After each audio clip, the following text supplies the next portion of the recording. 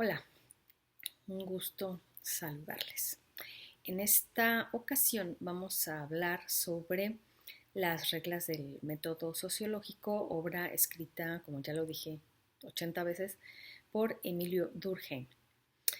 Eh, la forma en la que vamos a llevar esta eh, charla va a ser por partes.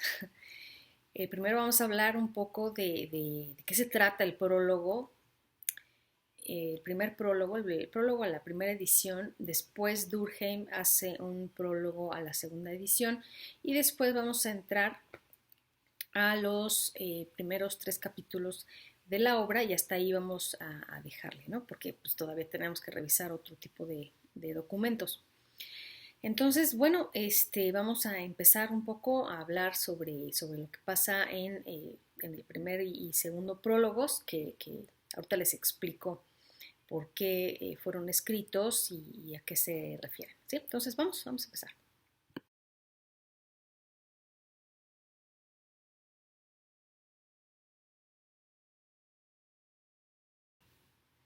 Como pudieron ver, el primer prólogo, el prólogo a la primera edición es muy breve, o sea, son solo algunas hojitas, donde Durkheim hace una airada defensa de ciertas cosas que él ya había dicho, ¿no? En su libro. O sea, hagan de cuenta que publicó el libro de las reglas del método sociológico y después tuvo que hacerle un prólogo para defender algunas de las cosas que ahí mencionaba.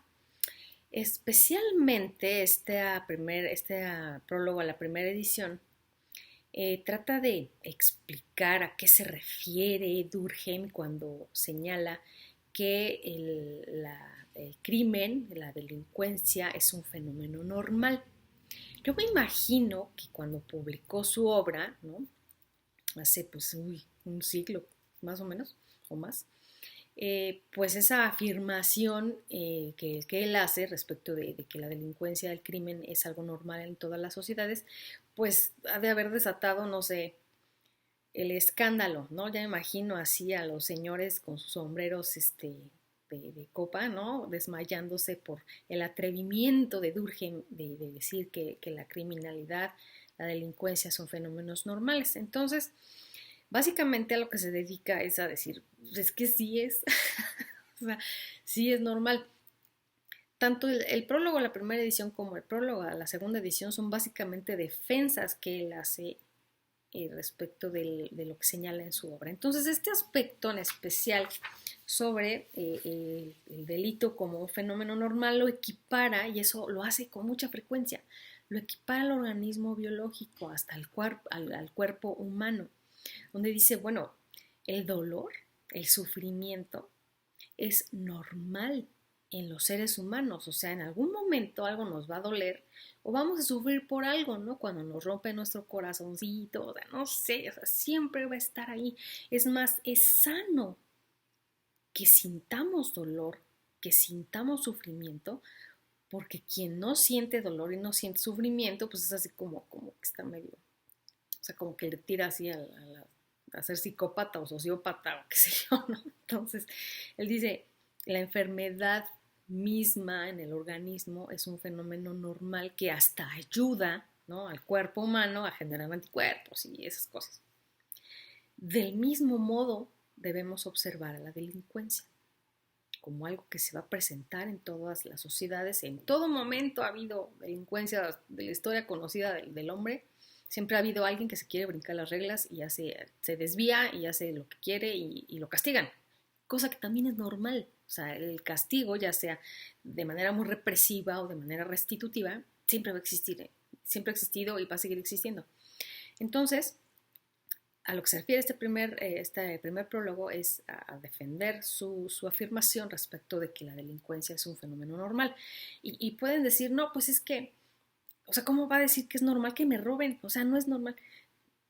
Lamentablemente, si vemos así las estadísticas, sí es normal. O sea, siempre nos va a pasar algo horrible, alguna vez nos van a robar, alguna vez nos va a pasar algo o a nuestro vecino, qué sé yo. Lo que pasa es que como lo vemos en nuestra persona, pensamos que ya se está disparando la delincuencia y no atendemos a cómo están las estadísticas. O sea, a lo mejor están bajando, a veces hasta, según la estación del año, luego suben y así, ¿no? Luego bajan. En invierno, por ejemplo, es para arriba, o sea, es brutal. Entonces, sí es normal. Sí es normal que haya homicidios, es normal que haya robos, es normal que haya asaltos. Y si, por ejemplo, ustedes se asomaran a ver así, Querétaro, que tanto dicen, no, es una ciudad segura y quién sabe qué, si se asomaran así al archivo histórico del Estado a revisar así los papeles antiguos del siglo XIX, siglo XVIII, hay boletas donde señalan que a fulano lo robaron y que acá en la caseta, bueno, o sea, se llamaban garitas antes, en la caseta de cobro, pues había unos asaltantes, se llevaron una diligencia, ¿no? O sea, siempre ha existido, ha estado la delincuencia entre nosotros como sociedad. Entonces, básicamente lo que hace Durkheim en este prólogo, es decir, sí lo dije y lo sostengo, la delincuencia es un fenómeno normal.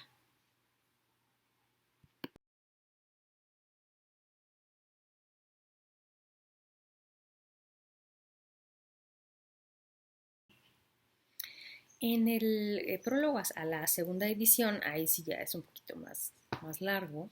Durkheim le dedica muchas páginas a discutir, argumentar, contraargumentar con quienes critican la afirmación que él hace respecto de que los hechos sociales son cosas o deben estudiarse como cosas.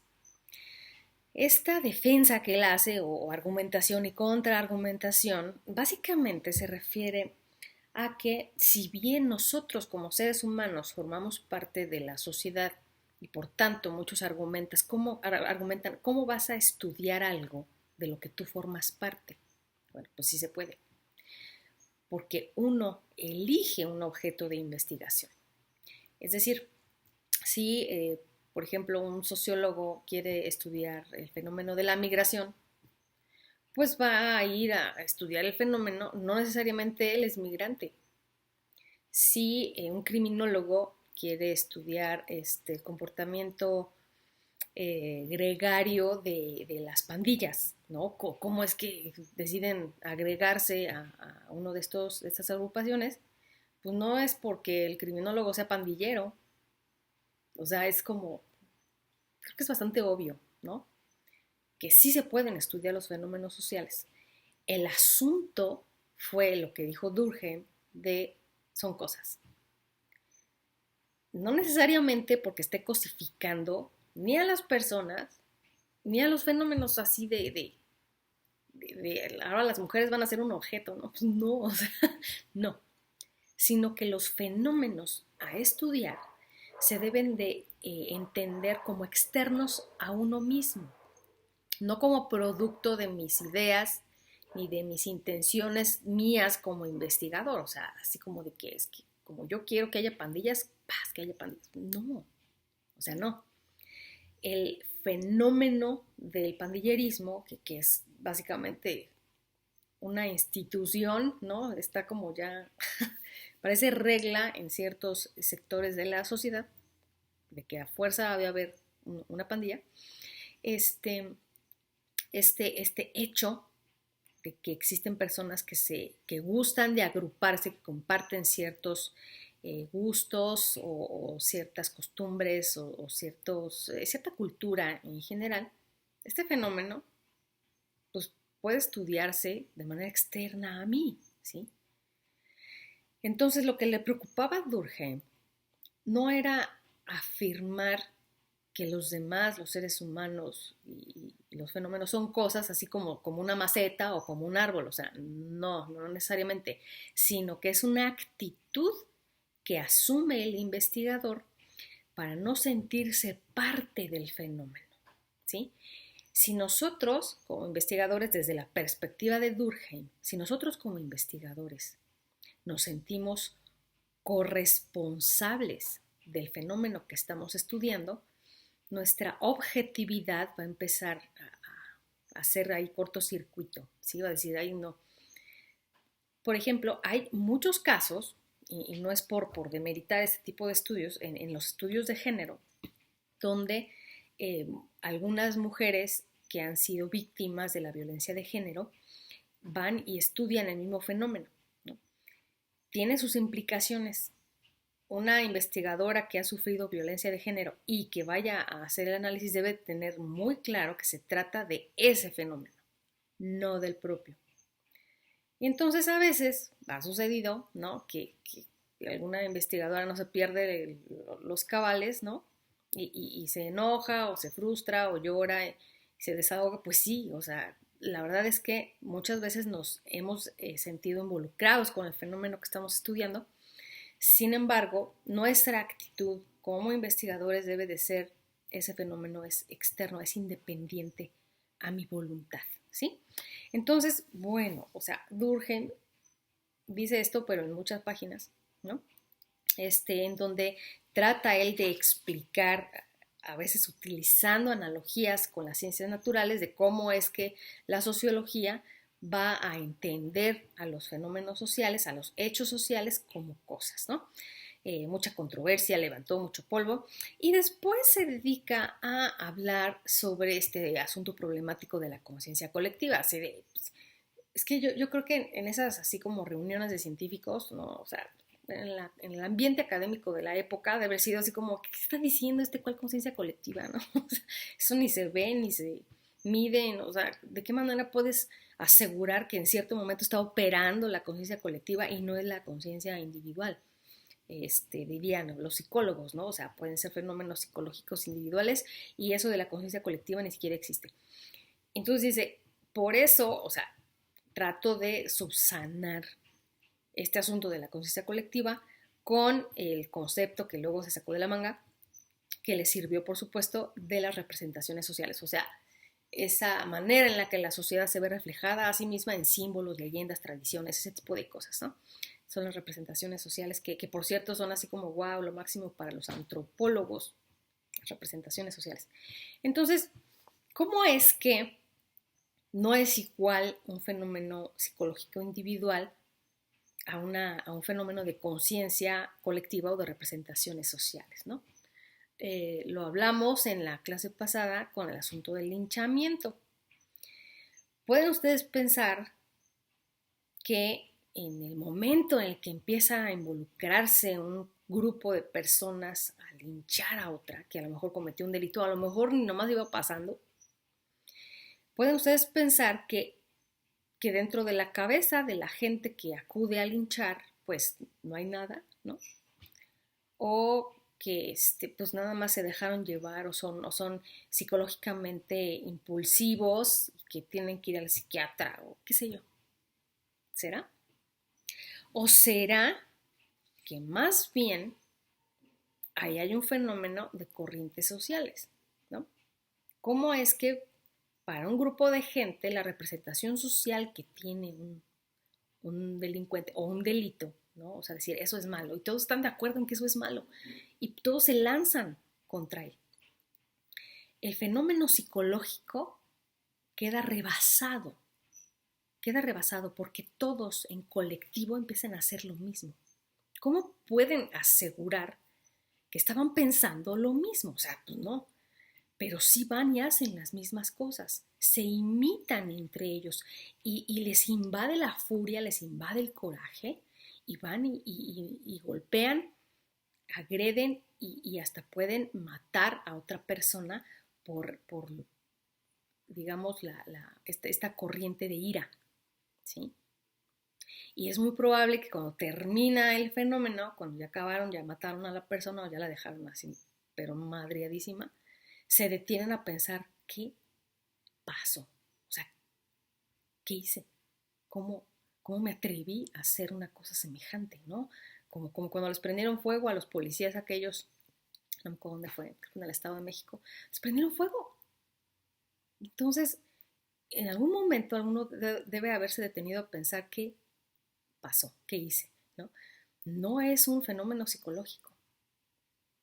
La representación social que tiene el delito frente a los ojos de la población en general, digamos, tiene cierto sentido y los lleva a experimentar estas corrientes de ira que se llaman las corrientes sociales que decía Durkheim, ¿no? Entonces, de lo que trata toda esta parte es decir, a ver, una cosa es la psicología, en sus fenómenos mentales, y sus cosas afectivas y así, en sus perversiones, como sea. Y otra es el agregado, ¿sí? Es decir, cuando suceden las cosas de forma colectiva, cuando de repente todos piensan lo mismo, hacen lo mismo y es muy diferente a lo que podría hacer una persona sola, porque vamos a pensar que quiere linchar solo una persona a otra y nadie le hace caso, el linchamiento no se da, no se da. Porque decían, no, pues entonces un tú por tú, ¿no? Y se madrean y lo que quieran, pero en sí no es linchamiento. Necesitan el agregado, ¿sí? Necesitan ser colectivo para funcionar de esa manera, ¿no? Entonces, bueno, esta parte del prólogo va discutiendo sobre esta diferencia que él quiere explicar respecto de los hechos sociales y los fenómenos que son puramente psicológicos. Y entonces vamos a pasar a lo que es el primer capítulo de las reglas del método.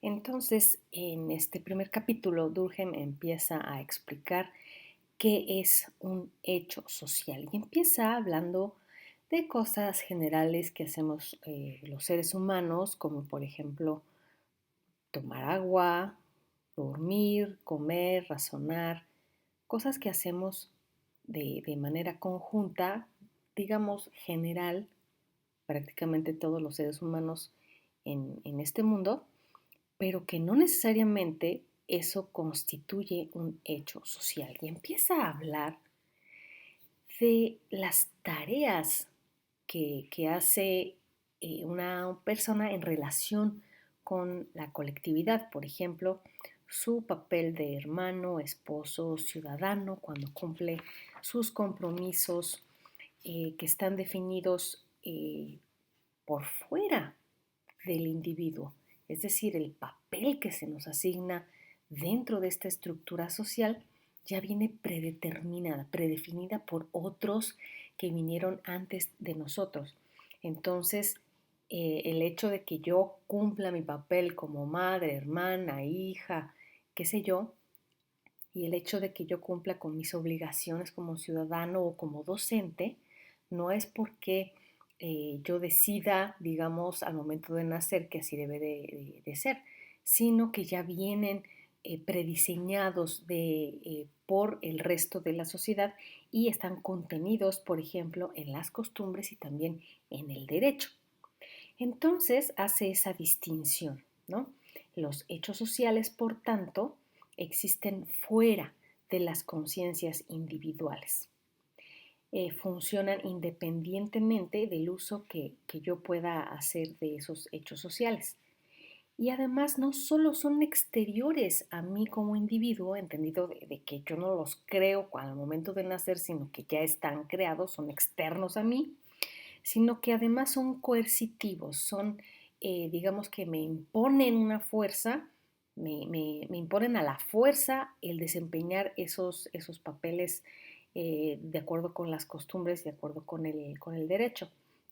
Entonces, todo eso que yo he recibido es a través de la educación, que es un hecho social. La educación como hecho social ya existía ahí y me la impusieron a mí diciéndome, este es tu rol, este es tu papel que debes desempeñar, estas son tus obligaciones, hazlas. Y si no las haces, pues va a haber consecuencias, ¿no? Por ejemplo, tenemos el fenómeno religioso que está aquí en esta imagen. Todos estos chavitos les dijeron, pues te tienes que poner tal atuendo, de tal color, te tienes que rapar la cabeza, tienes que orar así y así, acomodarte de esta manera, en cierto momento orar, luego cerrar los ojos, luego pararte, luego quién sabe qué. O sea, son un montón de reglas, ¿sí? Que les fueron transmitidas a través de la educación y que, de la educación religiosa en este caso, y que deben de cumplirlas, quieran o no. Y estos son jóvenes, son unos chavitos apenas, que ya están, digamos, institucionalizados dentro de este hecho social que se llama educación religiosa.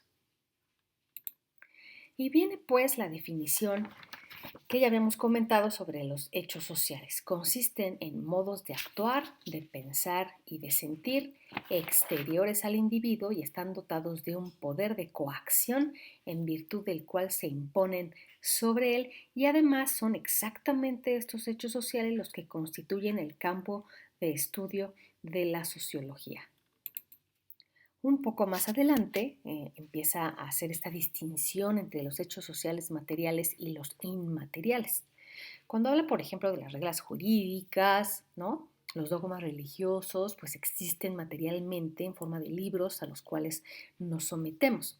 Pero también dice, hay otros hechos que no están así de cristalizados, pues no son así materiales o tocables y que tienen la misma objetividad y el mismo ascendiente sobre el individuo, y habla entonces de las corrientes sociales, que son estos grandes movimientos de entusiasmo, de indignación, de piedad que se producen y no tienen como origen alguna conciencia en particular. O sea, por ejemplo, cuando todos gritan gol, como que no es como que él empezó así de manera definida. Yo vi quién primero dijo gol y ya todos siguieron. No, sino que todos casi al unísono lo hacen, ¿no?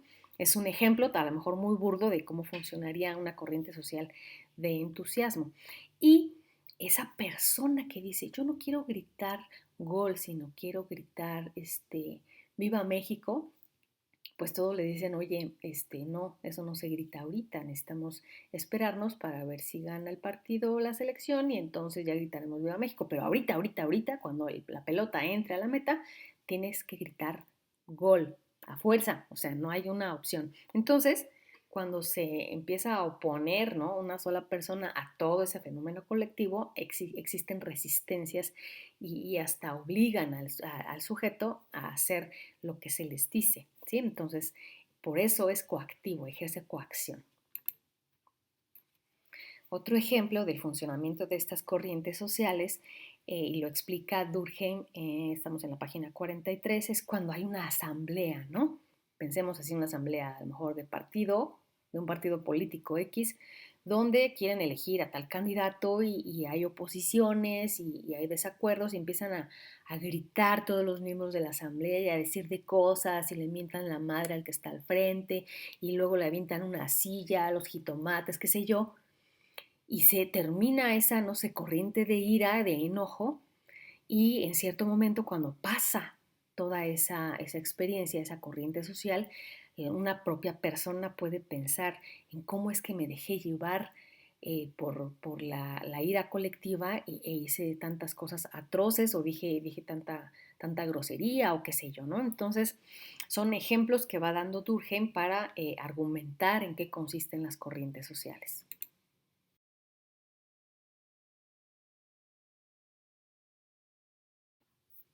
Esta afirmación que hace Durkheim respecto del hecho social es distinto de sus repercusiones individuales, quiere decir que una cosa es cuando, por ejemplo, una pareja está planeando casarse y pues celebran y la boda y que el vestido y que el pastel y la fiesta y no sé qué. Eso no es necesariamente lo que interesa a la sociología.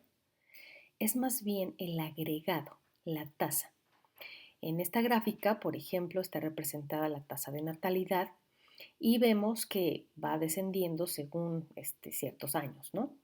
Entonces, no es tanto el hecho de que nazca un bebé o que alguien se quiera casar o alguien se suicide, sino el conjunto del fenómeno va a ser lo que resultará de interés para la sociología.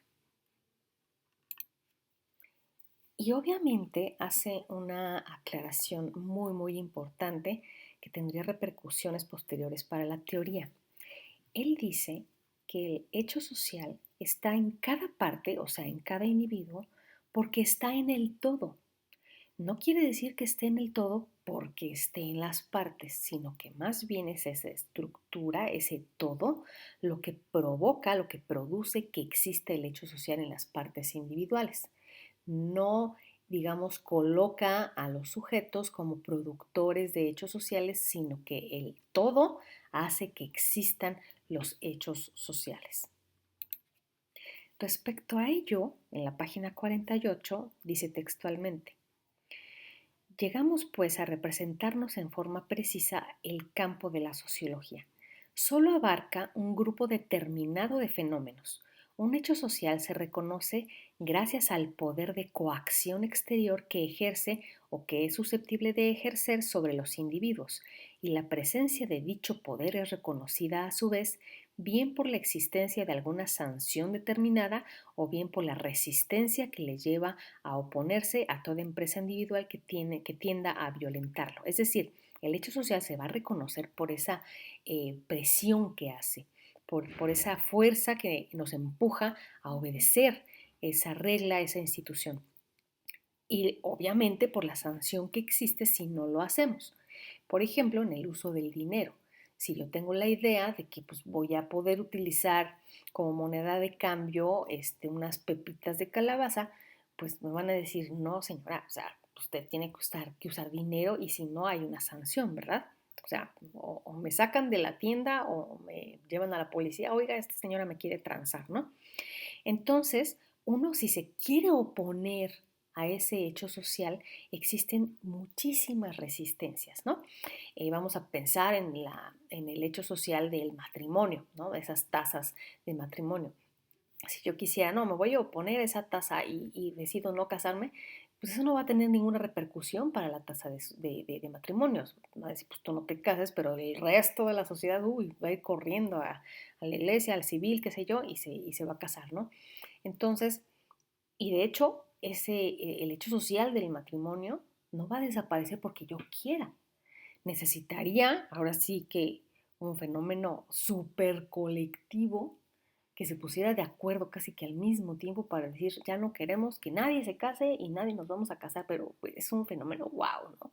Uno puede pensar, sí, me voy a resistir, pero el peso estructural de esa institución, de ese hecho social, se va a oponer y va a generar unas resistencias impresionantes.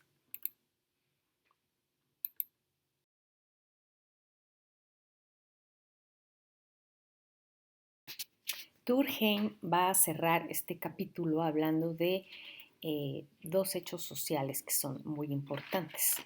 El territorio, la distribución, más bien la distribución de la población sobre el territorio y las vías de comunicación, la forma de las viviendas, son hechos sociales muy importantes. ¿Cómo no imaginarnos que la forma en la que está distribuida una ciudad o un territorio, un estado, no va a ser así como determinante hasta en la forma de ser de sus habitantes? Por ejemplo, un estado así tan grande como Chihuahua, que tiene cierta cantidad de población, pero está muy dispersa, tiende a presentar un carácter diferente a las ciudades que están muy, muy aglomeradas, donde la población está muy, muy juntita, donde es más probable que existan conflictos, ¿no? Cuando se junta la gente, seguramente hay alguna bronca. Entonces, dice Durkheim, si la población se aglomera en nuestras ciudades en vez de dispersarse por el campo, es porque existe una corriente de opinión, un empuje colectivo que impone a los individuos dicha concentración. Es decir, como habíamos hablado, ¿no? De cómo la gente migra del campo a las ciudades, es porque existe la corriente de opinión de que en las ciudades hay más trabajo. Entonces, ¡pum!, todo el mundo se viene para acá. Y eso implica, obviamente, pues, problemas de densidad. Y no podemos escoger la forma de nuestras viviendas ni la de nuestra ropa. Por lo menos una es obligatoria en la misma medida que la otra. También las vías de comunicación determinan de forma imperiosa el sentido en el cual se realizan las emigraciones interiores y los intercambios e incluso la intensidad de esos intercambios y de esas emigraciones.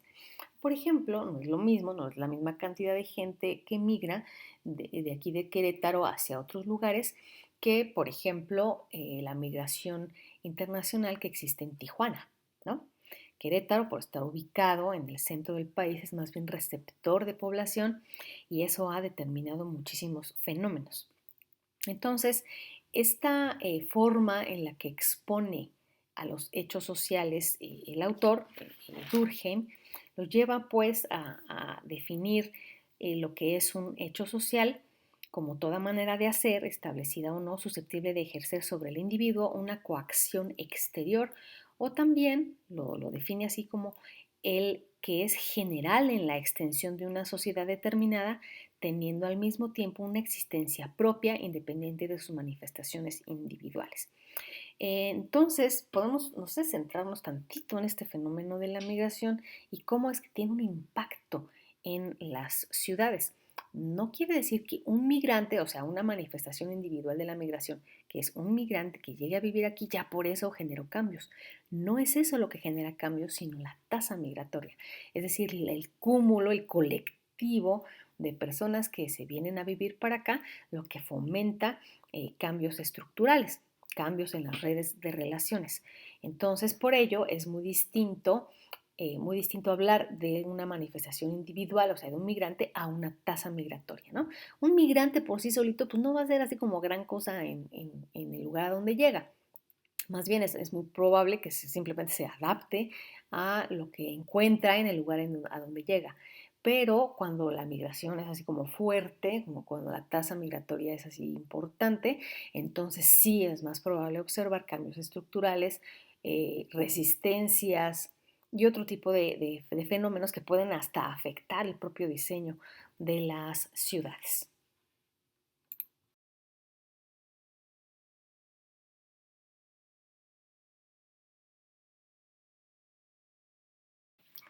En este segundo capítulo, Durkheim establece la primera y más fundamental de las reglas del método sociológico, que es considerar a los hechos sociales como cosas.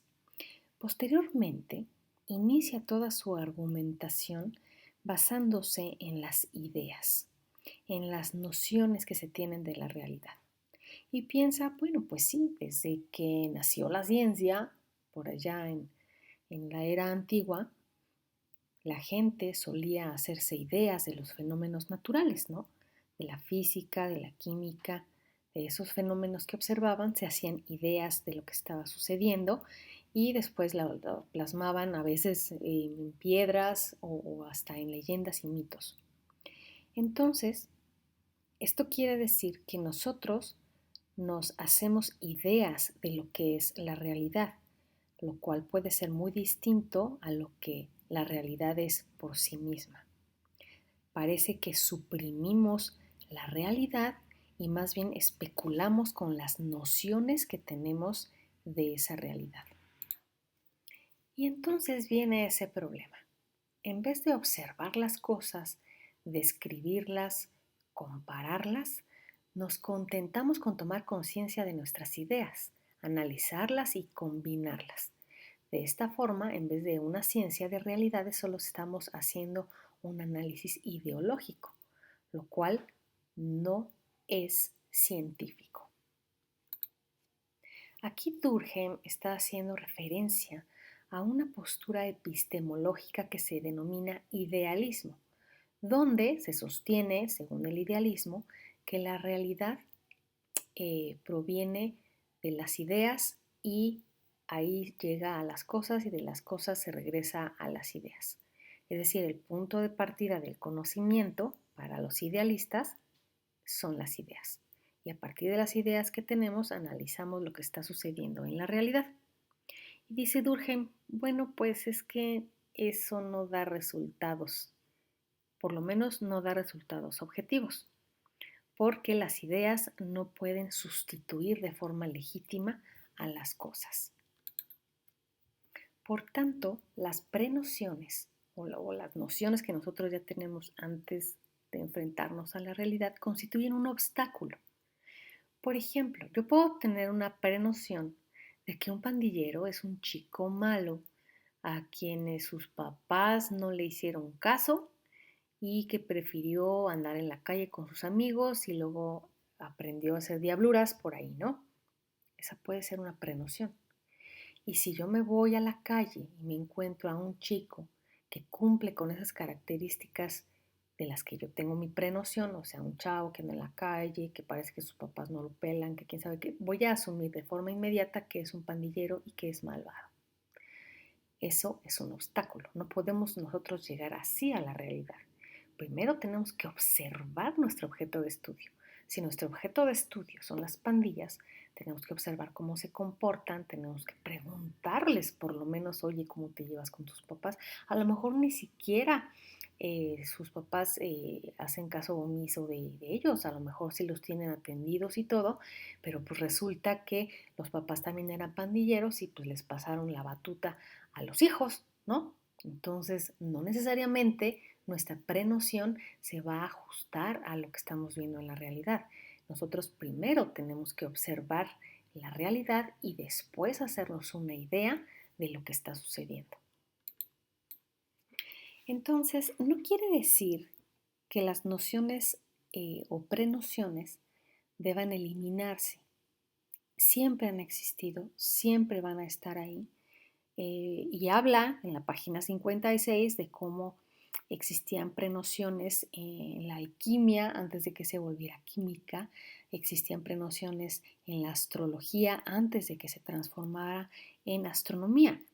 Y dice, las nociones de las que acabamos de hablar son esas nociones vulgares o prenociones que señala Bacon, son la base de todas las ciencias en la que ocupan el lugar de los hechos. Entonces son unos ídola que debemos eliminar. Pero en cuanto a esa eliminación, no me refiero a que debamos sacarlas de nuestra vida para siempre. Ahí van a estar, ahí van a seguir. Sin embargo, tenemos que combatirlas o tenemos que sacarlas de nuestra cabeza cuando hacemos investigación científica. Esa es la condición que está señalando Durkheim, que va a distinguir a los discursos ideológicos de la ciencia.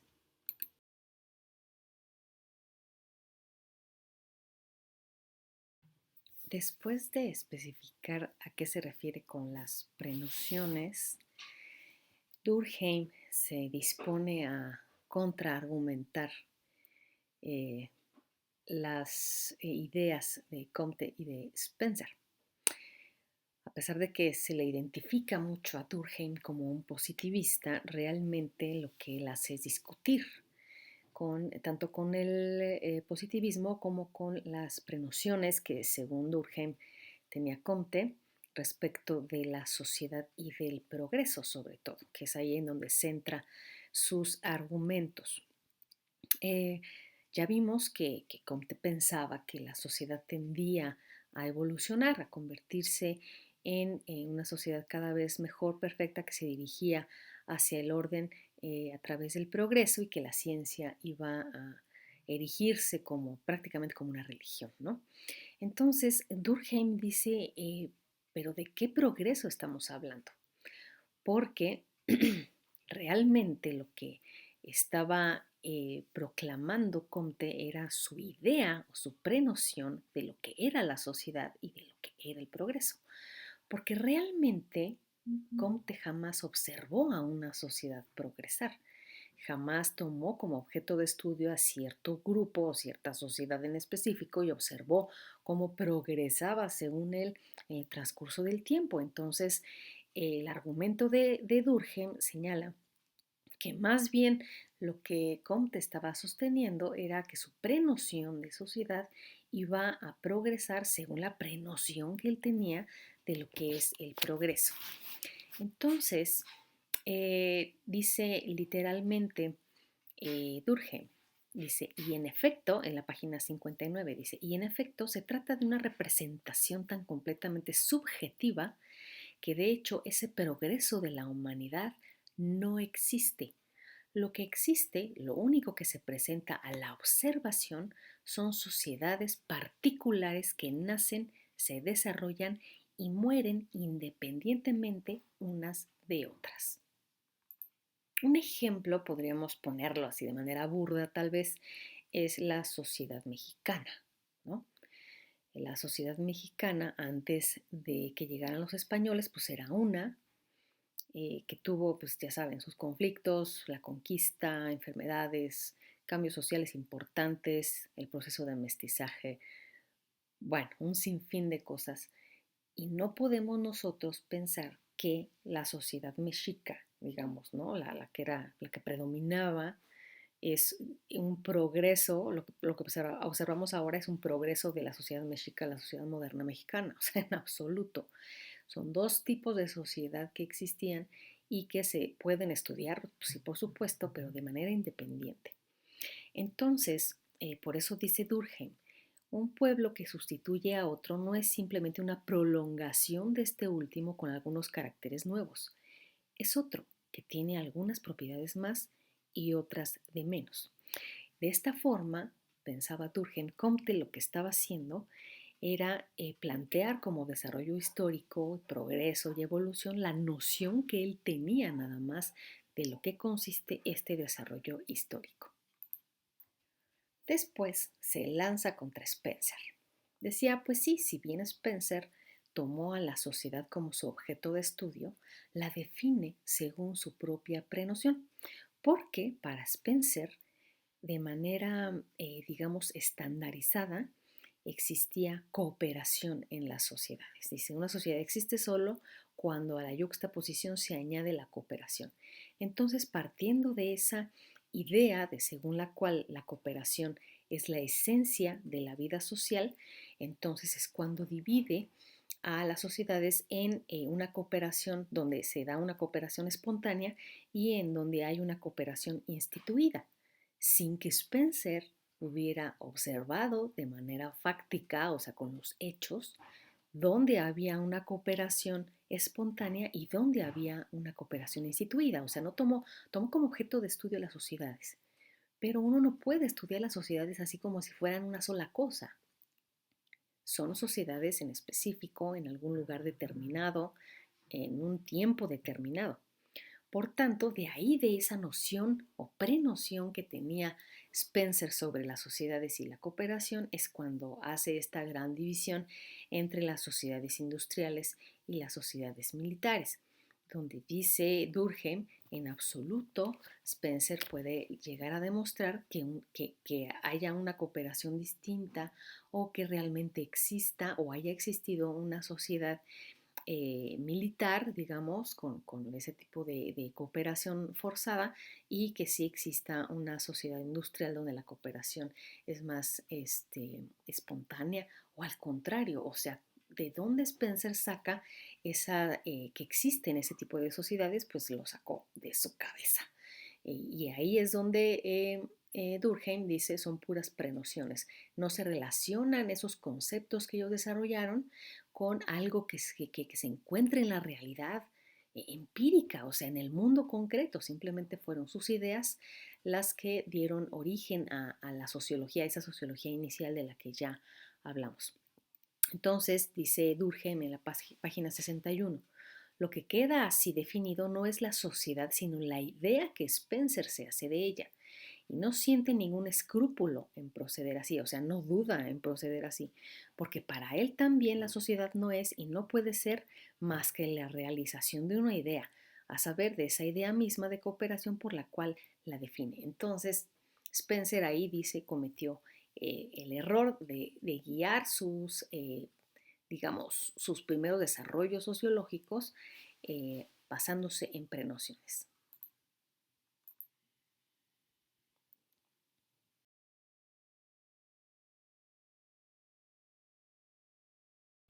Después, Durkheim centra su atención en algo no menos importante.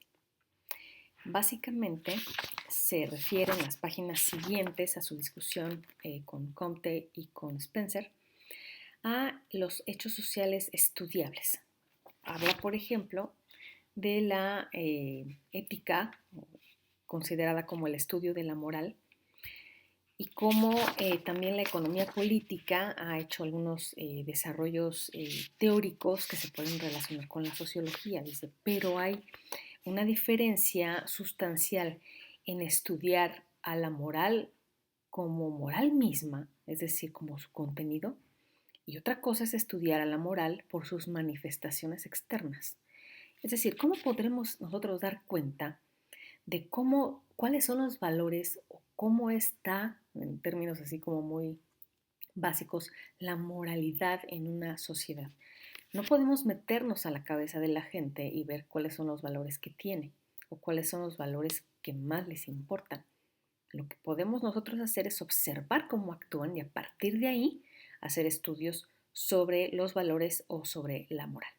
Lo mismo puede suceder en la economía política, donde hace una crítica también a Stuart Mill respecto de cómo reconocer ciertos objetos de estudio dentro de esta economía política. Y dice Durkheim, lo que se debe de estudiar ahí son los signos externos de cómo se comporta pues la gente en términos económicos para poder avanzar en la teoría, ¿no? Es decir, es imposible que a través de nada más nociones o nada más ideas de lo que es la economía o de lo que es la moral se puedan hacer estudios científicos. Dice, no, lo que necesitamos estudiar son las manifestaciones externas. Entonces, avanza en esta discusión eh, cómo observar hechos sociales es solo por sus manifestaciones externas, por aquello observable. Además, independientes de los sujetos y de sus manifestaciones individuales. Pongo como ejemplo esta imagen, ¿no? Del crimen organizado. Podemos nosotros tener una noción sobre lo que es el crimen organizado, la delincuencia organizada, y podemos tener la prenoción de que es dañina para la sociedad, que digamos, provoca lesiones en el tejido social, ya que sus miembros se dedican a cosas ilegales y bueno, o sea, ya saben, ha terminado en una diversificación en su mercado, donde no solo se comercian sustancias ilícitas u objetos, sino también personas, y bueno, o sea, una cantidad de cosas, y llegar a la conclusión de que pues la delincuencia organizada es mala, ¿no? Esa es una prenoción porque no nos hemos metido a estudiar en qué consiste la delincuencia organizada, cómo se organiza en sí misma. Es verdad que está jerarquizada, donde existe solo una cabeza y después así los subalternos y así como una pirámide se va organizando la delincuencia. No, no realmente. Hay muchas teorías que dicen, pues sí, es muy fácil de entender esa teoría de la jerarquía, pero realmente lo que existen son redes de relaciones donde es más fácil identificar cómo se va formando la delincuencia organizada a través del parentesco, por ejemplo, las amistades, el compadrazgo y ese tipo de fenómenos, ¿no? Y realmente la delincuencia organizada es mala, o sea, pues puede ser mala para algunos, pero puede ser muy buena para otros.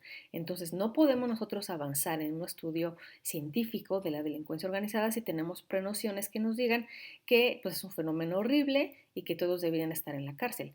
Porque, vamos, es horrible y es malo para quién, ¿no? ¿Para quiénes?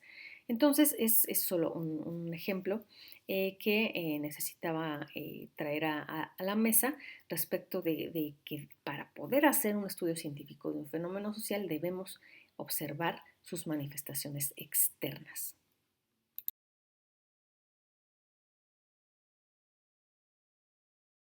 Cabe señalar que otra característica importantísima y síntoma o signo tal vez de que estamos haciendo un buen trabajo objetivo como científicos sociales es cuando encontramos repeticiones en los fenómenos. Es decir, en vez de ponernos a estudiar las ideas, que cada quien puede pensar cosas diferentes, nos ponemos a estudiar los actos, las manifestaciones externas de los fenómenos. Eso ya quedó claro desde la diapositiva anterior. Pero no solo eso, no solo encontrar ese fenómeno que puedo estudiar a partir de sus manifestaciones externas, sino cómo ese fenómeno se repite de sociedad en sociedad. Como ejemplo tenemos otra vez a la delincuencia organizada.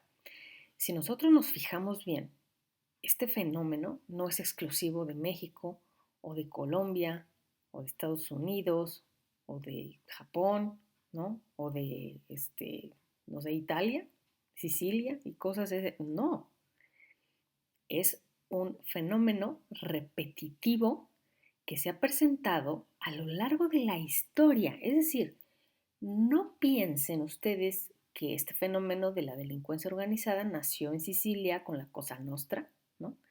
Por ahí así de los años 20, ¿no? O con la mafia inglesa de antes de la crisis del 29. En absoluto fue así. Hay estudios que han trazado manifestaciones de delincuencia organizada que datan, si no me equivoco, no tengo el dato ahorita a la mano, que datan más o menos del siglo XIX, siglo XVIII, siglo XIX, ya existía la delincuencia organizada en varios países, por lo menos en Europa ya se había identificado.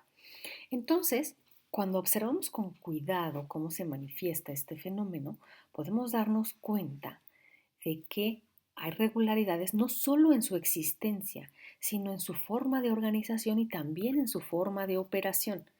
Puede ser, ustedes piensen que una mafia como la siciliana, ¿no? Pueden pensar, no, pues es súper jerarquizada y siempre hay una cabeza. No, realmente son familias y el parentesco ahí juega un papel muy importante. Cosa que se manifiesta también y se ha manifestado entre tanto lazos familiares como de compadrazgo en la delincuencia organizada mexicana. Entonces, cuando empezamos a observar así con mucho cuidado cómo se manifiesta un fenómeno que es externo a nosotros y que lo podemos estudiar de esa manera, podemos encontrar también que se repite. Ahí es donde nosotros los científicos sociales clavamos el colmillo y empezamos a estudiar el fenómeno que se nos haya presentado y por supuesto después podemos dar ciertos resultados de nuestra investigación.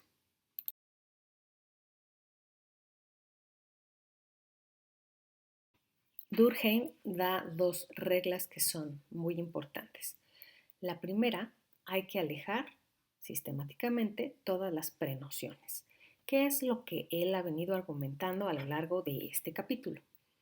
Esto no quiere decir que nosotros como seres humanos no debamos tener prenociones. Siempre tenemos prenociones y siempre han sido útiles hasta para generar conocimiento científico en un momento dado. A lo que se refiere Durkheim no es a que vivan ustedes una vida así sin prenociones y sin prejuicios. Todos los tenemos. No hay forma de librarnos de ello. Cualquier científico de la naturaleza que sea tiene prejuicios, tiene prenociones. Pero es diferente cuando trabajamos como científicos. Ahí es donde nuestras prenociones deben de quedarse guardaditas en un cajón y luego ya cuando llegamos a nuestra casa a hacer nuestras cosas personales, pues ya podemos sacar todas las prenociones que queramos y todos nuestros prejuicios ponerlos a jugar y echarlos a volar. No hay problema con eso, pero no cuando estamos haciendo investigación. Esa es una regla, pues, que da Durkheim y que ha venido discutiendo a lo largo del capítulo. Después da otra regla muy importante. Dice textualmente, no tomar nunca como objeto de las investigaciones más que un grupo de fenómenos previamente definidos por ciertas características exteriores que les son comunes e incluir en la misma investigación todos los que responden a dicha definición. Esto quiere decir que precisamente debemos meter atención, centrarnos en la repetición, en las características comunes, externas, que definen ese fenómeno y entonces ahí estudiarlo. Nosotros no nos vamos a centrar pues en un fenómeno que pensemos que tiene repeticiones pero que realmente no las tiene, que sea tan exclusivo, tan único, tan singular que sea imposible poder hacer ni siquiera comparaciones con otros, ¿no? La regla que da Durkheim es que debemos encontrar estos fenómenos que tienen características en común y que se repiten a lo largo puede ser en una sociedad o en varias sociedades. Y también, un poquito más adelante, señala la importancia de la formación de conceptos. Precisamente que nos van a ayudar los conceptos a poder definir el fenómeno que estamos investigando. Y obviamente si no existe la definición del concepto, pues hay que construir, ¿no? Hay que construir las definiciones para poder hacer investigación. Esta es una regla muy importante también.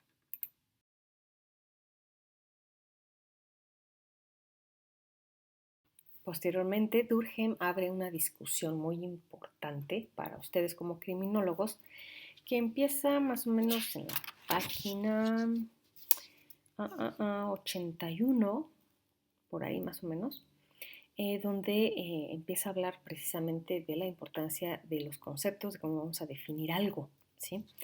Hace una discusión criminológica con Garofalo en cuanto a un libro que este autor escribió respecto de la ciencia criminológica y señala cómo Garofalo se equivoca, ya saben, bueno, para Durkheim todo el mundo se equivocó, Así son los sociólogos, ¿no? Sobre todo los primeros. ¿Cómo se equivoca al dotarle de carácter de delito o de crimen a ciertos hechos que pueden, digamos, ser reprimidos, castigados y que ofenden la parte central e inmutable del sentido moral, ¿no? Pero más adelante Durkheim dice, bueno, más bien estás hablando de tu moral, ¿no? No de la moral en general. Hay, por ejemplo, algunos delitos que ya no lo son ahora. Antes se castigaba, por ejemplo, la poligamia, ¿no? Estaba tipificada como delito y ahorita ya no existe como delito. Eso no quiere decir que su carácter, digamos, patológico no exista. O sea, sí existe ese carácter patológico, sobre todo relacionado con el momento en el que la poligamia fue considerada como delito.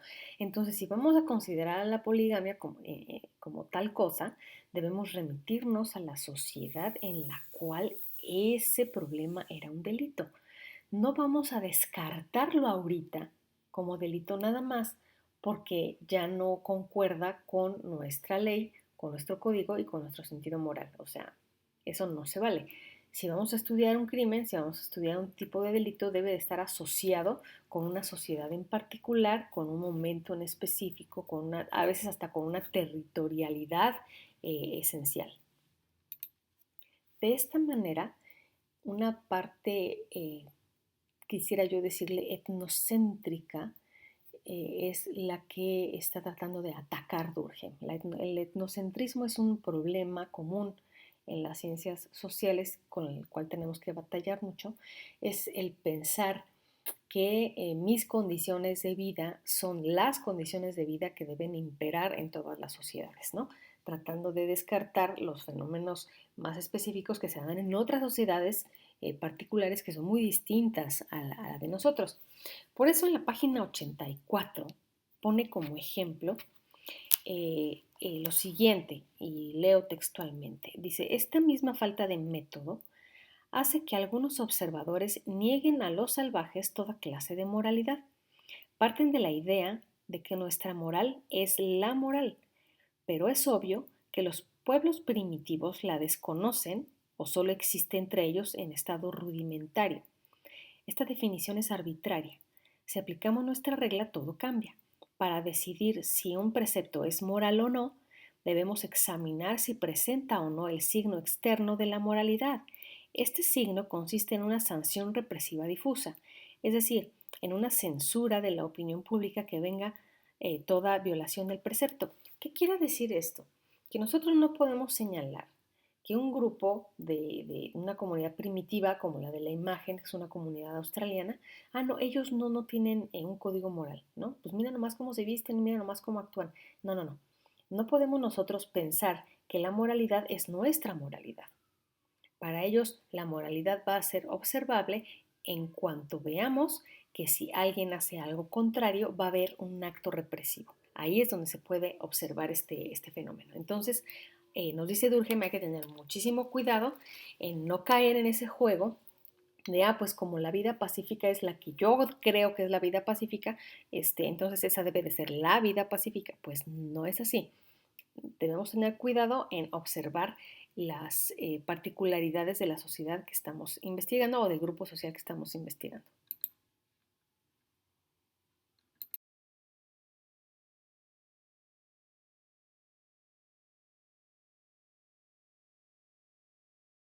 En este capítulo, Durkheim inicia con una discusión sobre ¿para qué me sirve saber todo esto, no? Señala que eh, habría, tanto como en las ciencias biológicas, ciencias de la naturaleza, fenómenos que son normales y otros que serían patológicos, ¿no? Sobre todo orientado más bien a la biología, porque le encantaba hacer analogías con esta ciencia natural. Entonces dice, bueno, ¿y como para qué me sirve saber si hay fenómenos normales o si hay fenómenos patológicos? Y es más, ¿la ciencia puede responder a esta pregunta? Entonces dice, bueno, la ciencia en sí no te va a enseñar a creer, no te va a decir qué debes de creer o qué no debes de creer, o qué es bueno o qué es malo. Lo que la ciencia va a hacer es a brindarnos explicaciones, nos va a dirigir, ¿no?, hacia dónde tenemos que seguir para investigar, para encontrar la respuesta a nuestras preguntas. Entonces, esta discusión que hace al inicio del capítulo se refiere más que nada a cómo es que la ciencia opera en comparación con lo ideológico, ¿sí? La ideología nos va a decir qué es bueno y qué es malo para una sociedad, para una familia, para una persona, para cualquier cosa. La ideología nos lo va a decir, pero la ciencia no es ideología. La ciencia más bien se refiere a un cúmulo de conocimientos sistematizados que nos va a dar explicaciones respecto de algo, ¿sí? Explicaciones provisionales, que es lo más importante de la ciencia. No se trata de dar explicaciones finales ni de dar verdades absolutas. Entonces, dice, bueno, si la ciencia no me va a decir para qué me sirve esto, o sea, en realidad en lo práctico y sobre todo en la sociología, es una cuestión así como muy puntiaguda, es bueno, ¿y para qué me sirve saber eso? O sea, ¿realmente me ayuda en la práctica? Y entonces se pone a responder esta pregunta. Según la ideología, pues estas preguntas son importantes, ¿no? Pero para la ciencia esta cosa es distinta. De esta forma, empieza él a decir, bueno, ¿cómo voy a responder cuando algo es positivo o negativo en una sociedad? O sea, cuando es algo normal, cuando es patológico, o en términos así como muy comunes, ¿cuándo sería considerado que un fenómeno es bueno para una sociedad y cuándo un fenómeno sería ya malo? ¿Sí? A esto se refiere con esta discusión que hace de lo bueno, lo malo y la moral y no sé qué tanto, para aterrizarlo en lo normal y lo patológico, ¿no? Como una referencia a lo que sería salud y enfermedad, bueno o malo, en la sociedad.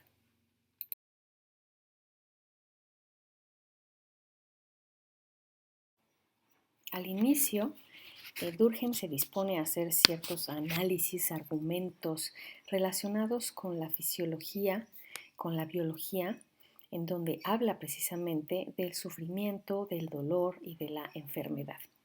Entonces, dice, bueno, sí, ciertamente se considera que el sufrimiento es un síntoma de la enfermedad y que por alguna razón estos dos están relacionados, pero también hay casos en los que la ausencia propia del dolor y del sufrimiento no quiere decir que una persona esté sana.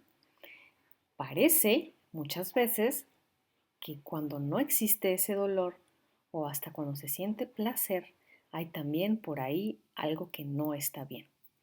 Entonces, más adelante se dispone a hablar, por ejemplo, de qué es lo que vamos a considerar como salud y qué es lo que vamos a considerar como enfermedad.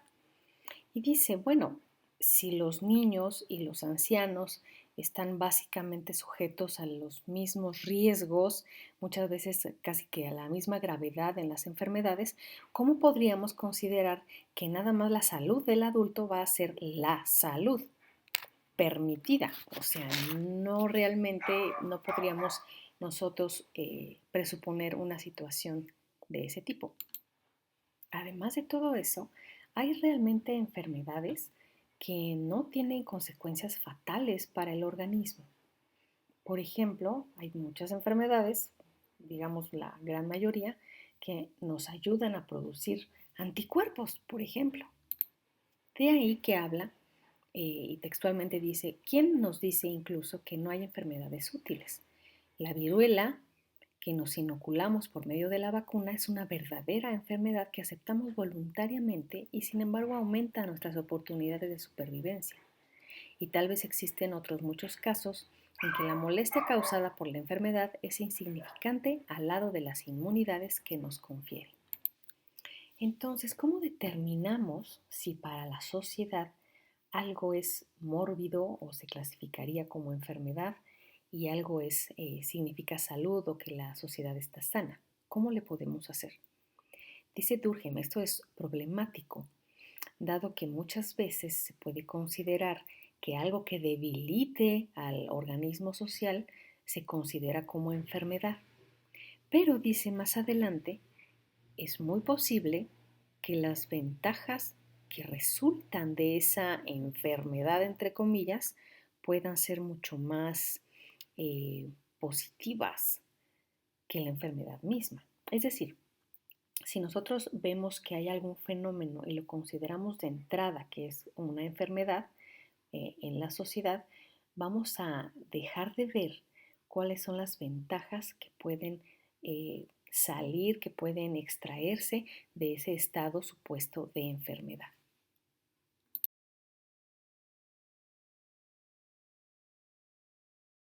Por supuesto, entra en juego este problema relativo a la perspectiva que nosotros vamos a asumir para poder calificar a algo como normal o como patológico, como saludable o desastroso, como enfermedad o salud en una sociedad. Y señala el propio autor, Durkheim, dice, hay por ejemplo algún científico que hace alguna teoría y para él, desde su perspectiva, el que existan todavía creencias religiosas, si este científico es ateo o es incrédulo, qué sé yo, va a calificar esa presencia de creencias religiosas como algo mórbido, como una enfermedad, como una patología social.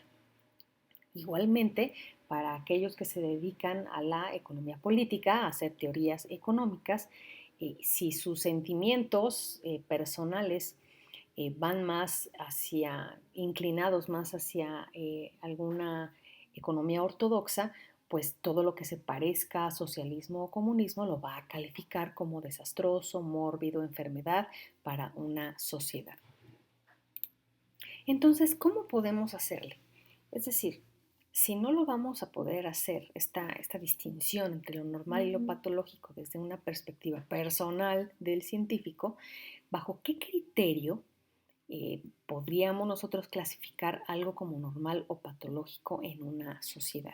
Y ahí es donde Durkheim empieza a avanzar en su argumentación, porque dice, pues es que hay fenómenos que son como más generales que otros, que se presentan de manera constante en una sociedad.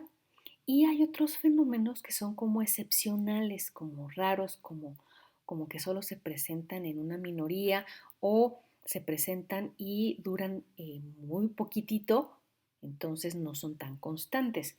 Y lo dice de forma textual, estoy en la página 100. Dice, todo fenómeno sociológico, como por otra parte todo fenómeno biológico, es susceptible, aún permaneciendo esencialmente el mismo, de revestir formas diferentes según los casos. Ahora bien, entre esas formas las hay de dos clases. Unas son generales en toda la extensión de la especie, otras se vuelven a encontrar, si no entre todos los individuos, por lo menos en la mayor parte, y aunque no se repitan idénticamente en todos los casos en donde se observan, sino que varían de un sujeto a otro, estas variaciones están comprendidas entre límites muy aproximados. Otras, en cambio, son excepcionales. No solo se encuentran únicamente en una minoría, sino que sucede con frecuencia que incluso donde se reproducen no duren toda la vida del individuo. Constituyen una excepción, lo mismo en el tiempo que en el espacio.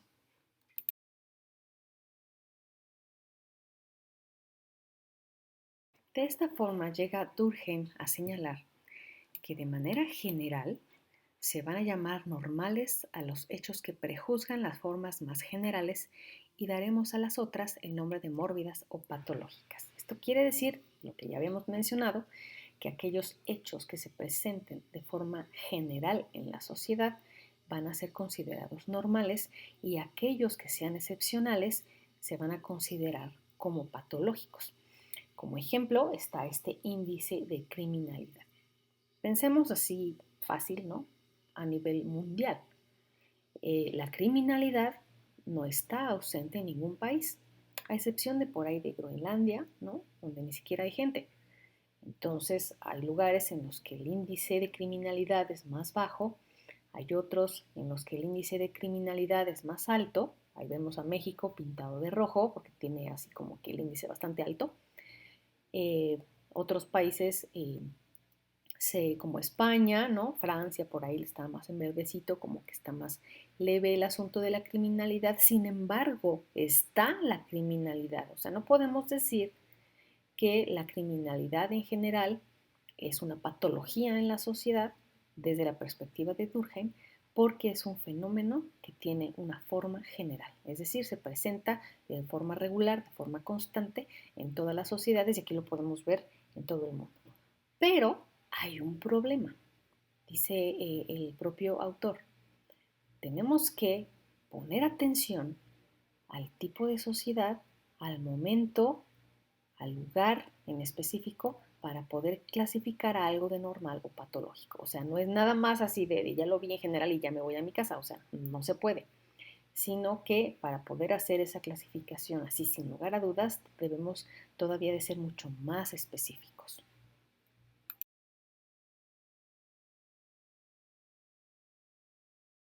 Entonces dice, bueno, pues ya queda más o menos clara esta idea en cómo podemos identificar un fenómeno como normal y cómo podemos identificarlo como patológico, pero no es como que ya lo identifiqué y ya me voy. No, tenemos que poner atención a la especie social, es decir, a qué comunidad en específico, de qué estamos hablando, o sea, a qué escala estamos hablando de un país, estamos hablando de una familia, estamos hablando de un municipio, estamos hablando de un grupo de países, un grupo de estados, un grupo de comunidades, o sea, qué especie social y qué fase de su desarrollo, en qué fase de su desarrollo está. Es decir, podemos hacer un estudio en el pasado para ver si un fenómeno era normal o patológico en una comunidad primitiva, ¿no? En una comunidad indígena a lo mejor, y revisamos su historia desde el siglo XV, ¿no? Para ver si el fenómeno estaba ahí. Entonces hay que poner mucha atención en la fase del desarrollo para poder calificar si algo es patológico o es normal. Por ejemplo, en la antigua Roma, pues era así como muy normal, pues matarse en el Coliseo, ¿no? Y ahí estaban todos dándose en la torre para satisfacer al emperador o en turno, ¿no? El que estuviera ahí. Entonces, o al pueblo también, ¿no? Porque al pueblo le encantaban esos espectáculos. Entonces, nosotros podemos así desde nuestro sillón decir, no, pues es que eso es patológico porque pues cómo es posible, ¿no? Que se mataran así de manera tan impune. No, no, no, no, no. Hay que poner atención en qué especie social, o sea, qué tipo de ciudad, qué tipo de sociedad estamos hablando y además en qué etapa de su desarrollo estaba. Estamos hablando de la antigua Roma, ¿sí? Ahí el homicidio, así por diversión, era un fenómeno normal, así, de lo más normal del planeta. Y también, no sé, la violencia hacia las mujeres, un montón de fenómenos que se daban que ahorita podríamos calificar de patológicos en cierto momento de la historia de esa sociedad, de su fase de desarrollo, en ese momento era normal. Entonces, esa regla hay que cumplirla. Y por supuesto, como les decía hace un momentito, poner atención a qué nivel de análisis estamos nosotros llegando. Estamos analizando un país, estamos hablando de una sociedad, una familia, un grupo de familias, ciertos colectivos, no sé, pandillas, que puede ser normal y patológico en las pandillas de Querétaro, por ejemplo, o vamos a hablar de un municipio, o vamos a hablar de un estado. O sea, no podemos hacer generalizaciones gratuitas, o sea, pensar que el pandillerismo es patológico. No, o sea, si es un fenómeno general, entonces no es patológico. Y hay que atender a qué exactamente estamos poniendo la atención, qué podríamos nosotros pensar en una pandilla que podría ser patológico. Por ejemplo, robar. Mm, no sé, habría que investigar si el común de las pandillas se dedican al robo, pues entonces no podemos decir que sea un fenómeno patológico entre las pandillas, ¿sí? Si se da que, no, pues todas las pandillas decidieron ser homicidas, bueno, pues también va a ser un fenómeno normal dentro de la organización de las pandillas. Y por ahí hay una pandilla que pues, se dedica no sé, ¿qué les gusta? A predicar la palabra del Señor, pues esa va a ser vista como algo excepcional, ¿sí? Tal vez dentro del grupo de las pandillas, esa pandilla que se dedica no sé, a la Biblia y eso, ellos van a ser los patológicos, ¿sí se dan cuenta? O sea, nosotros debemos tener mucho cuidado de qué es lo que estamos analizando en qué nivel de análisis, qué etapa del desarrollo estamos poniendo la atención a cierta comunidad, a cierto grupo social, a cierto municipio, a cierto estado, ¿no? Entonces, eso es muy importante. Y, por supuesto, revisar el pasado del fenómeno para ver si ya existía y compararlo con el presente también es un requisito para poder clasificar algo de normal y de patológico. Vuelvo al ejemplo de la antigua Roma. O sea, si ahorita en Roma siguiera habiendo ese tipo de homicidios en el Coliseo, de los gladiadores ahí que se mataban para placer de la gente, si ahorita todavía existiera eso, sería un fenómeno normal para Roma, ¿no? Pero pues ya no está. Entonces se puede hacer una comparación en cómo se ha modificado, no sé, ese tipo de fenómeno según el pasado y según el presente. Así finaliza es el apartado 2 romano de este capítulo. Estoy en la página 111 con las 3 reglas siguientes. Primero, un hecho social es normal para un tipo social determinado considerado en una fase determinada de su desarrollo cuando se produce en el promedio de las sociedades de esta especie. O sea, en el promedio quiere decir así en casi todas, pues o en la mayoría, ¿sí? Consideradas en la fase correspondiente de su evolución. Segunda, se pueden comprobar los resultados del método anterior mostrando que la generalización del fenómeno depende de las condiciones generales de la vida colectiva en el tipo social considerado, o sea, qué tipo de sociedad estamos hablando. No nada más su fase de desarrollo, sino qué tipo de sociedad estamos hablando. Y tercera, esta comprobación es necesaria cuando ese hecho se relaciona con una especie social que no ha efectuado aún su evolución integral.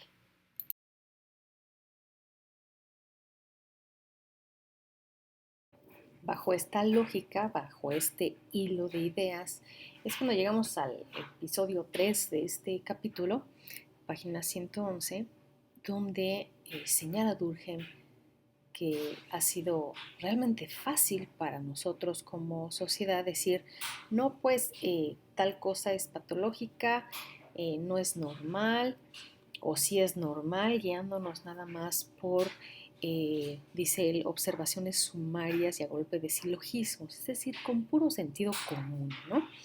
Entonces dice, no necesariamente lo que a la persona común y corriente le parece anormal o patológico en una sociedad, no necesariamente lo es. Y aquí es donde llega a hablar sobre el crimen. En la página 112, último párrafo, leo textualmente. Empecemos por aplicar las reglas anteriores. Primero, el crimen no se observa solo en la mayoría de las sociedades de tal o cual especie, sino en todas las sociedades de todos los tipos. No hay ninguna donde no exista criminalidad. Cambia de forma, los actos así calificados no son en todas partes los mismos, pero siempre y en todos lados ha habido hombres que se comportaban de forma que merecían represión penal. Más adelante da algunas cifras para aquellos años cuando escribió el libro. Por ejemplo, dice, en Francia el aumento de la criminalidad es casi del 300%, ¿no? No hay, digamos, algún lugar en donde se pueda observar una baja franca de la tasa de criminalidad, que es lo que le importa. O sea, él no va a estar hablando del criminal en lo individual, sino en la tasa de criminalidad. Entonces dice, no hay pues ningún fenómeno que presente de manera más irrecusable, o sea, franca, directa, todos los síntomas de la normalidad, puesto que aparece estrechamente ligado a las condiciones de toda vida colectiva. Ahora, si el propio crimen muestra una tasa así como más o menos estable, sí con altas y bajas, o sea, digo, siempre va a haber altas y bajas, pero que siempre se esté presentando dentro de ciertos rangos, se va a considerar normal. Si de repente llega a una tasa altísima, así exageradamente altísima, es cuando es probable que su naturaleza ya empiece a ser mórbida o patológica. Y dice él textualmente, lo normal es simplemente una criminalidad con tal de que alcance y no supere para cada tipo social cierto nivel que tal vez no es imposible fijar de acuerdo con las reglas anteriores. Y después va un poquito más allá. Dice, pues no nada más se trata de afirmar que el crimen, que la delincuencia es un fenómeno inevitable, porque pues a la gente le gusta portarse mal en cierto momento. También, afirma Durkheim, se trata de un factor de salud pública. El crimen, pues, es una parte integrante de toda sociedad sana. Para Durkheim, pensar en una sociedad donde no existiera el crimen es imposible. Dice, esa sociedad simplemente no se va a dar. El crimen siempre va a estar ahí.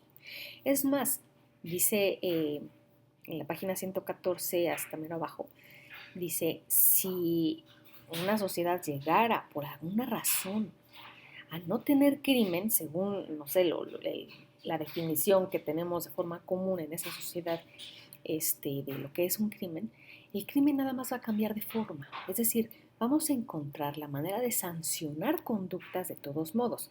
Entonces, una sociedad exenta de crímenes no es posible que exista porque de todos modos a alguna conducta desviada o que no le guste a alguien la van a clasificar de manera posterior como un acto criminal.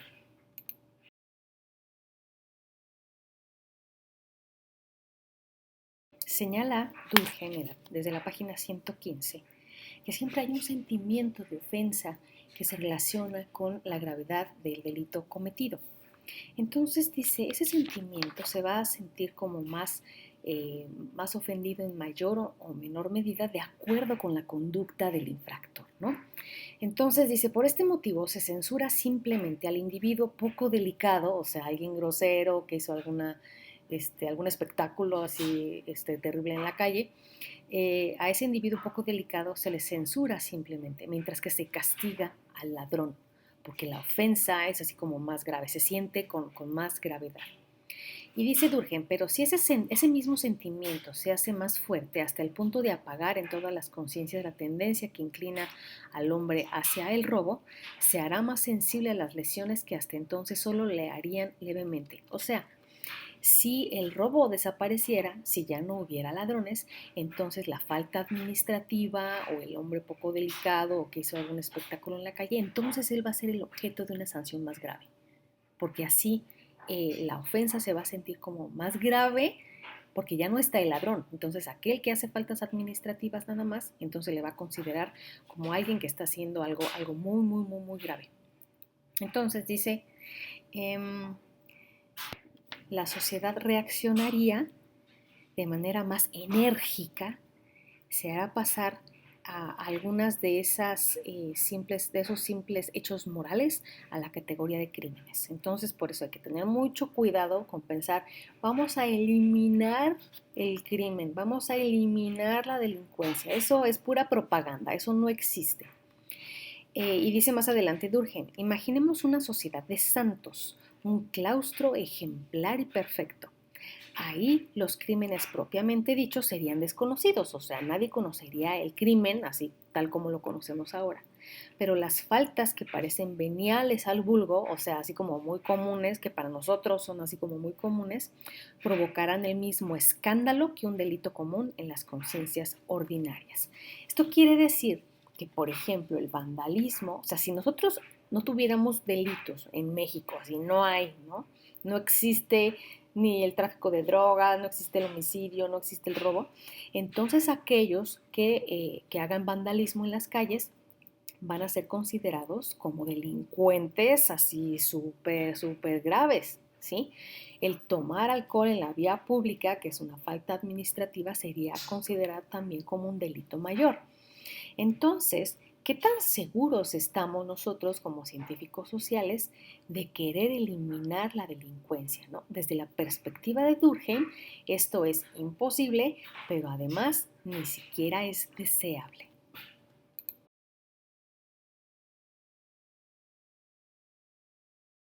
De esta forma, al ser un fenómeno normal, catalogado como normal, la delincuencia debe tener una utilidad.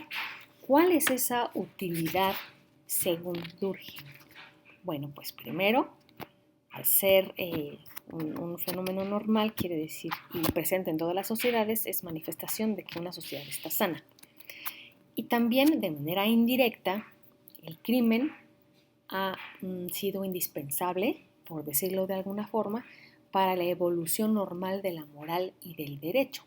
Es decir, si no hubiera existido conducta desviada, delincuencia, entonces, ¿de dónde hubieran salido nuestras leyes que regulan ese tipo de conductas?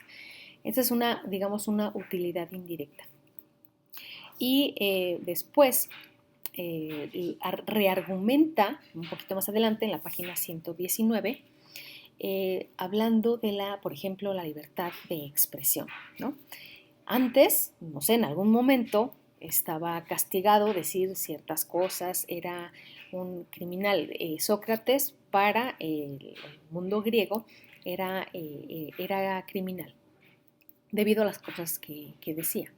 Dice Durkheim en la página 119, Sócrates era un criminal y su condena no dejaba de ser justa. Sin embargo, su delito, o sea, la independencia de su pensamiento, era útil no solo a la humanidad, sino a su patria. Es decir, la libertad de pensamiento, la libertad de expresión, en cierto momento fueron catalogadas como un delito. Sócrates, pues, lo sufrió en carne propia. Sin embargo, si no hubiera existido ese hecho, ahorita no existiría precisamente la protección a la libertad de pensamiento y a la libertad de expresión. Y lo dice así textualmente Durkheim: la libertad de pensamiento de la que gozamos actualmente no hubiera podido ser proclamada nunca si las reglas que la prohibían no hubieran sido violadas antes de ser derogadas con solemnidad. Entonces, esa parte de la existencia del crimen pues viene siendo útil, porque al momento en que existía tal conducta catalogada como criminal, alguien violó esa ley, violó ese código, y poco a poco se fue, digamos, deslegitimando que esa conducta fuera delictiva, que fuera criminal, y poco a poco fue ganando terreno como una conducta deseable. Es decir, la libertad de pensamiento, la libertad de expresión como algo necesario para la sociedad, que antes había sido catalogada como crimen, tuvo que ser violada por alguien, por digamos, infractor, y solo de esa manera pudo liberarse de esa cadena que la ataba como si fuera conducta delictiva.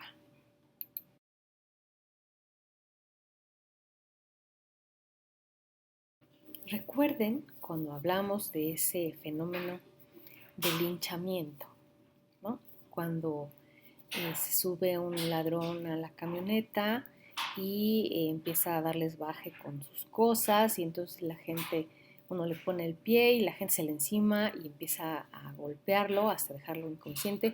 Y en algunos otros casos, no me acuerdo si en este en específico, pero en algunos otros casos sí ha habido hasta homicidio, ¿no? Entonces, dice Durkheim en la página 120, que por supuesto causó muchísimo revuelo, todo este capítulo es así como de ¿qué? Dice Durkheim: contrariamente a las ideas en curso, el criminal ya no aparece como un ser radicalmente insociable, como una especie de elemento parasitario, de cuerpo extraño e inasimilable, introducido en el seno de la sociedad. Es un agente regular de la vida social. Por su parte, el crimen ya no debe de ser concebido como un mal al que hay que contener dentro de los límites más estrechos.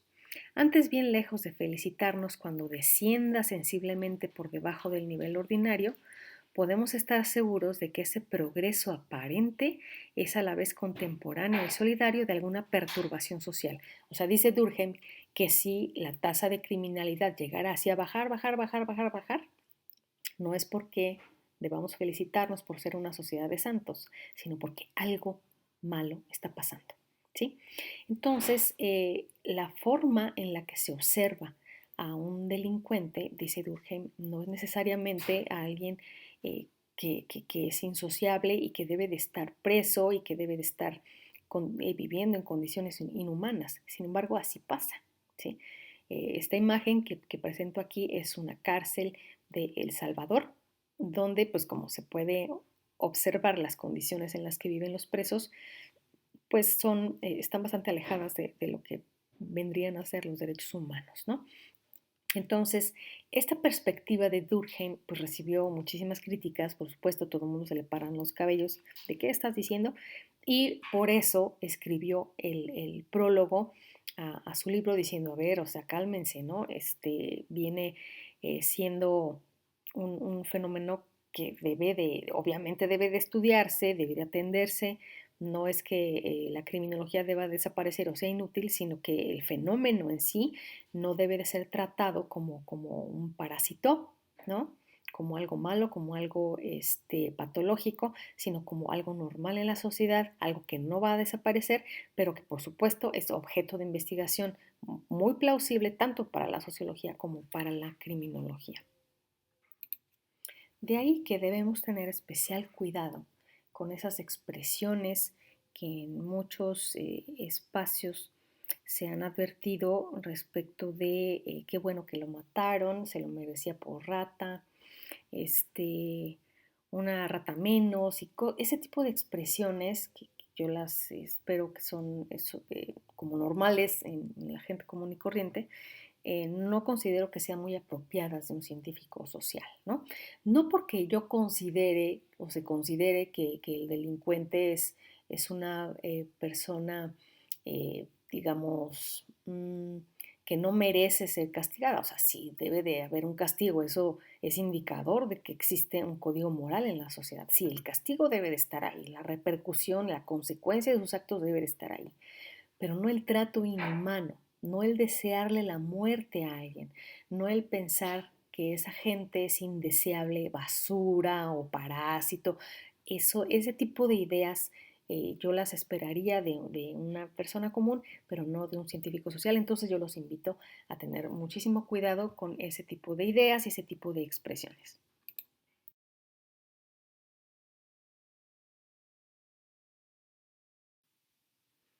Es una lectura complicada, lo comprendo, lo sé. La forma de argumentar de Durkheim a veces parece excesiva, así como que echa unos rollos así gigantescos para justificar sus ideas, sus planteamientos. Sé que fue una lectura pesada. Sin embargo, hay algo que para fines de este curso, para ustedes como criminólogos, hay cosas que deben tomar en cuenta.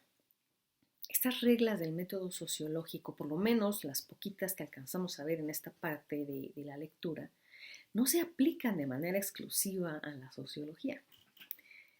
La criminología también puede abrevar, puede alimentarse de estas recomendaciones, de estas reglas que da Durkheim, que no por ser del siglo XIX no quiere decir que no sean válidas y que no tengan su plena justificación. Por ejemplo, esa regla que señala, o bueno, no específicamente lo dice así, pero sí menciona a lo largo de la lectura, sobre todo en el segundo capítulo, respecto de la observación de los hechos sociales como cosa, como algo independiente a nuestra voluntad, que son susceptibles de investigarse a través de nuestros sentidos y a partir de un método que debe de ser sistemático. Además de que estos hechos sociales, que pueden ser hechos criminológicos, pueden estudiarse a partir de sus manifestaciones externas, es decir, no es objeto de la sociología en particular el saber qué está pensando alguien que a lo mejor quiera cometer un delito. O sea, no nos importa lo que está pensando, nos importa lo que hace esa persona. Entonces, las manifestaciones externas de los hechos sociales o de los hechos criminológicos van a ser un tema central y un objeto de estudio para la criminología. También este aspecto de encontrar regularidades en los fenómenos. Puede haber, no sé, algún problema de investigación, pero que nada más sea tan único, tan preciso, que no necesariamente nos va a llevar a hacer generalizaciones.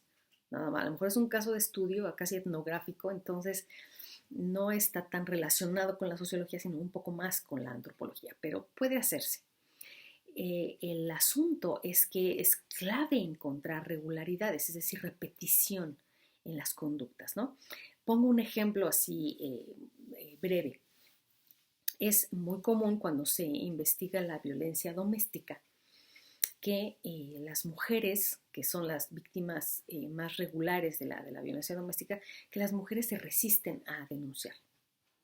Ahí está una regularidad. O sea, ¿por qué no denuncian? Pues se debe pues, a un abanico de razones, ¿no? Pero ahí está la regularidad. Otra regularidad, los jóvenes de tales y tales edades suelen involucrarse en pandillas. Ahí está otra regularidad. Eh, Otra puede ser la delincuencia organizada, ¿sí? En varios países, manifestándose de diversas maneras, existen organizaciones que llevan a cabo ilícitos de manera tanto nacional como internacional. Entonces hay agrupaciones delictivas que se dedican a tal cual cosa, ¿no? Al comercio ilícito de lo que ustedes quieran. Es otra regularidad. Entonces, esas son como piezas clave. Por supuesto que el capítulo dedicado a lo normal y lo patológico pues es fundamental para comprender cómo se ve desde el estructuralismo de Durkheim, sobre todo los fenómenos que nos interesan en esta carrera, que son los fenómenos delictivos, ¿no? La criminalidad sobre todo. Entonces esta perspectiva que él tenía desde la estructura, desde la regularidad, desde la repetición, desde aquello que se considera normal o patológico, les brinda a ustedes una visión creo que bastante precisa de cómo piensan los teóricos estructuralistas, que después de Durkheim salieron muchísimos más que ustedes ya irán leyendo. Entonces, creo que es útil para que ustedes entiendan cómo esta, digamos, criminología más positivista que otra cosa fue ganando terreno por la fuerza que tenían sus explicaciones, porque realmente no es algo desdeñable pensar desde esa perspectiva en la que nos vemos sujetos por fuerzas sociales de las que parece no nos podemos liberar, por lo menos no tan fácil, ¿no? Entonces, bueno, hasta aquí llegamos con esta obra y vamos pues al siguiente trabajo. Cuídense mucho.